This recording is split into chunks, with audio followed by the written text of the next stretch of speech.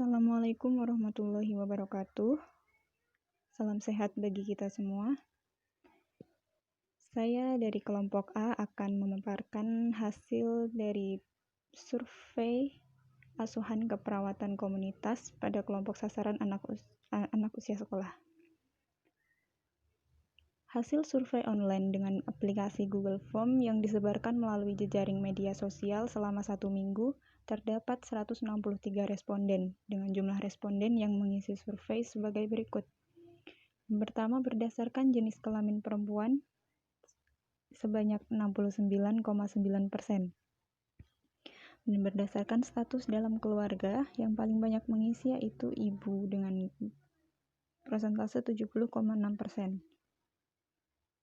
Kemudian yang ketiga adalah keluarga dan anak yang masih SD, yaitu kelas 1 dan kelas 5, yang masing-masing memiliki persentase sebanyak 20,2%. Keluarga tidak mengalami sakit karena pandemi sebanyak 92%.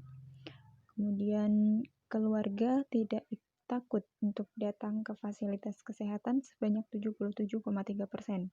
Rumah keluarga dekat dengan fasilitas kesehatan sebanyak 85,3%. Dan anak yang menerima imunisasi lengkap sebanyak 96,9%. Keluarga mengonsumsi makanan sehat untuk anak-anak selama pandemi sebanyak 98,8%. Dan orang tua memberikan multivitamin tambahan kepada anak sebanyak 77,9%. Keluarga mengetahui penularan pandemi COVID-19 sebanyak 100%. Keluarga mendapat informasi tentang COVID-19 dari sosial media sebanyak 52,8%. Anak mengerti tentang COVID-19 sebanyak 96,9%.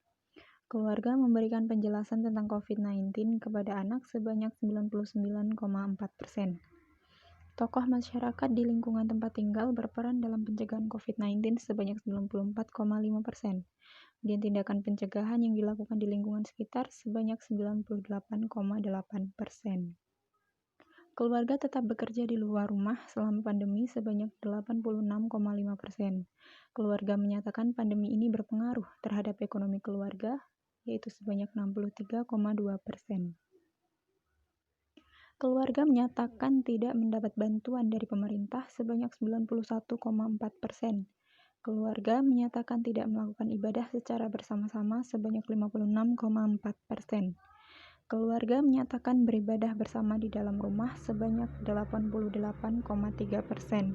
Komunikasi dan lingkungan sekitar terjalin dengan baik sebanyak 98,8%.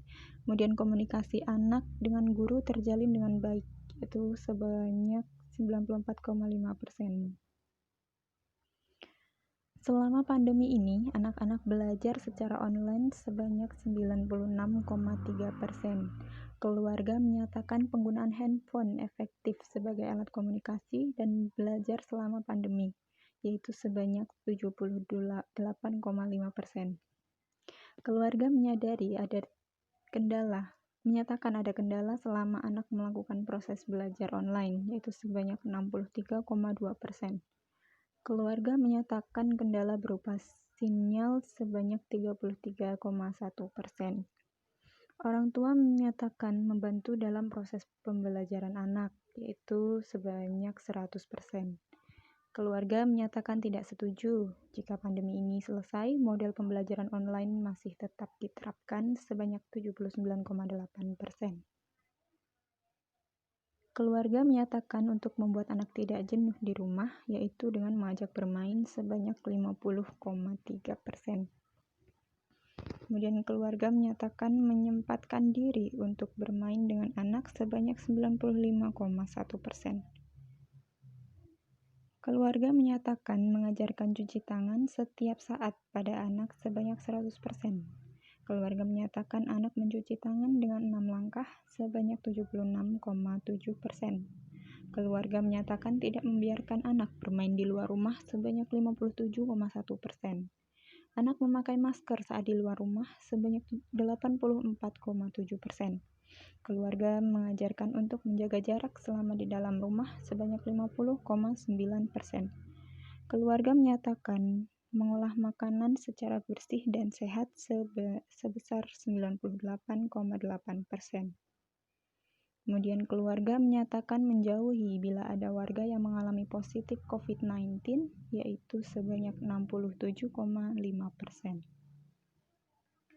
Puskesmas berperan dalam memberikan penyuluhan tentang COVID-19 sebanyak 71,2%. Anak menyatakan belajar online yang diterapkan saat ini sangat sulit sebanyak 54,6%. Anak menyatakan pembelajaran online saat ini membosankan, yaitu sebanyak 69,3%. Kemudian kita masuk ke permasalahan halayak mitra. Yang pertama, data fokus yang pertama, data subjektif responden menyatakan masih ada anggota keluarga yang bekerja di luar rumah selama pandemik. Data objektif, keluarga tetap bekerja di luar rumah selama pandemi, itu sebanyak 86,5%. Kemudian masih ada keluarga yang melakukan ibadah secara bersama-sama sebanyak 43,6%. Kemudian sebanyak 23,3% anak mencuci tangan tidak dengan 6 langkah. Kemudian sebanyak 42,9% orang tua membiarkan anak bermain di luar rumah. Kemudian masih ada anak yang tidak memakai masker saat di luar rumah sebanyak 15,3%. Kemudian masih ada keluarga yang tidak menjauhi bila ada warga yang mengalami positif COVID-19, yaitu sebanyak 67,5%.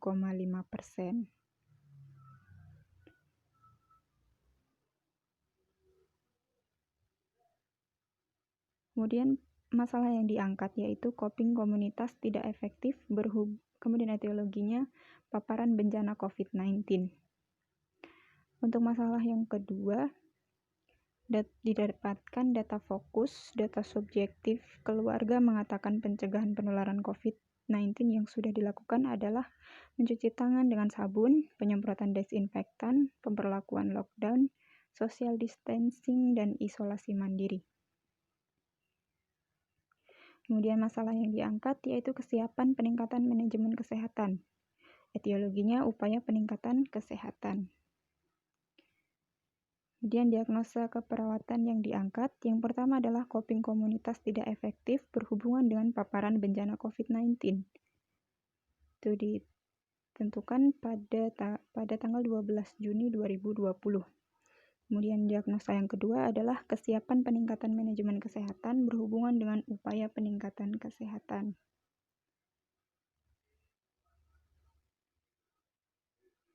Kemudian intervensi keperawatan yang pertama, untuk diagnosa yang pertama, coping komunitas tidak efektif berhubungan dengan paparan bencana COVID-19. Setelah dilakukan tindakan keperawatan, masalah coping komunitas tidak efektif dapat diatasi dengan kriteria prevensi primer. Yang pertama, masyarakat 100% tahu informasi tentang COVID-19 dan menjelaskan kepada anak. Kemudian yang kedua, masyarakat tahu perilaku hidup yang sehat dengan berolahraga, makan makanan bergizi, serta menerapkan pola hidup bersih dan sehat. Untuk prevensi sekunder, orang tua mampu mengajari anak untuk mencuci tangan 6 langkah. Kemudian masyarakat mampu melakukan kepatuhan terhadap standar kesehatan lingkungan. Untuk prevensi tersier, terbentuk kelompok peduli pencegahan COVID-19. Untuk intervensinya, intervensi primer yang pertama mengidentifikasi masalah atau isu kesehatan dan prioritasnya. Yang kedua, mengajarkan kelompok oleh kader yang sudah dilatih. Kemudian prevensi sekunder, pengontrolan terhadap anak dalam tindakan pencegahan dan pengendalian COVID-19. Kemudian prevensi tersier, pengembangan program pencegahan COVID-19.